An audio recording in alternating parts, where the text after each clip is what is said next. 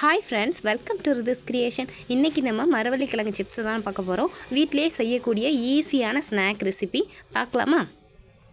நான் 3 மரவள்ளிக்கிழங்கு எடுத்திருக்கேன். இது மண்ணாக இருக்கும், அதனால் நம்ம நல்லா தேய்ச்சி கழுவிக்கணும்.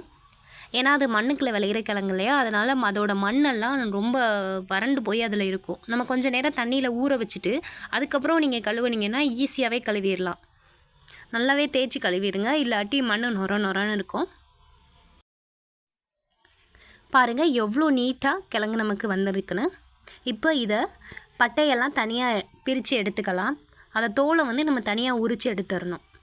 இந்த மாதிரி கத்தியை வச்சு கீறிட்டு எடுத்திங்கன்னா உங்களுக்கு ஈஸியாக இருக்கும். இந்த கிழங்கு கொஞ்சம் ரஃப்பாக இருக்கும், ரொம்ப ஹார்டாக இருக்கிறதுனால இந்த மாதிரி நீங்கள் கத்தியை வச்சு இந்த மாதிரி கோடு போட்டுட்டு அதுக்கப்புறம் நீங்கள் எப்படி குத்தி குத்தி எடுத்திங்கன்னா எல்லாமே தோலெல்லாம் ஈஸியாக எடுக்க வந்துடும். இது மாதிரி ஒவ்வொரு பட்டையுமா எடுத்துக்கோங்க.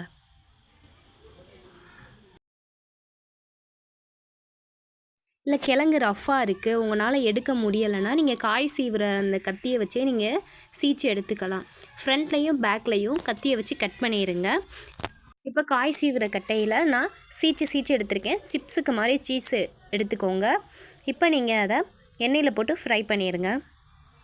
ஒன்றா போடுங்க, இல்லாட்டி அது ஒன்றோட ஒன்று ஒட்டிக்கிட்டு ஒழுங்காக வேகாது. தனித்தனியாக எடுத்து ஒன்றா உள்ளே போட்டு வேக போடுங்க. கிண்டி விடுங்க, இல்லாட்டி அடியில் உள்ள பக்கம் வெந்துடும், மேலே உள்ள பக்கம் வேகாது. இந்த மாதிரி லைட் ப்ரௌனாக வர்ற வரைக்குமே நீங்கள் அப்பப்போ கிண்டி விட்டு வேக விடுங்க.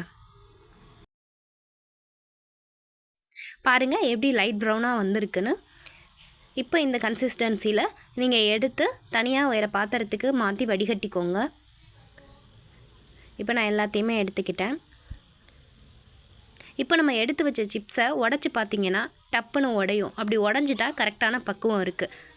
இப்போ நான் இதில் மிளகாப்பொடி, தேவையான அளவு சால்ட் லைட்டாக போட்டிங்கன்னா போதும். இப்போ இதெல்லாம் சேர்த்து நல்லா குலுக்கி எடுத்துக்கோங்க. பாருங்கள் நமக்கு சிப்ஸு எவ்வளோ க்ரின்ச்சியாக கிடச்சிருக்குன்னு. இப்போ நீங்கள் வீட்டில் டீயோடு சேர்த்து சாப்பிட்லாம். நம்ம சேனல் பிடிச்சா லைக் அண்ட் கமெண்ட் பண்ணிவிட்டு சப்ஸ்கிரைப் பண்ணிடுங்க.